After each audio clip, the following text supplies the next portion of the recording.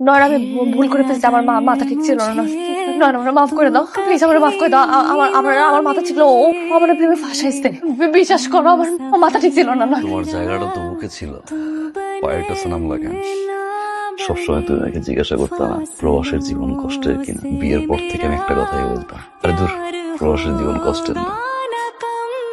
টি শার্টটা গতবার তোর আসছিলাম, তোমার মনে আছে? টি শার্ট দেখে ঘরে পরে আসছি। অনেক কিছু কিনতে ইচ্ছা করে কিন্তু কিনি না, শুধু কাজ করি, ঘাম ঝরাই, স্বপ্ন দেখি। দেখো এটা 1,000 টাকার নোট না, তুমি দেখো একটা নোট, আমি দেখি ঘন্টার পর ঘন্টা ঘাম ঝরা কষ্ট। তারপরও কেন এত কষ্ট করি আমরা জানো? স্বপ্নের জন্য। দিনের পর দিন, মাসের পর মাস, বছরের পর বছর, প্রত্যেকটা প্রবাসী কষ্ট করে যায় শুধুমাত্র স্বপ্নের জন্য। টানা 5-10 বছর কাজ করবো, এই কষ্টের টাকা নিয়ে দেশে আসবো, মা বাবা বউ সন্তান নিয়ে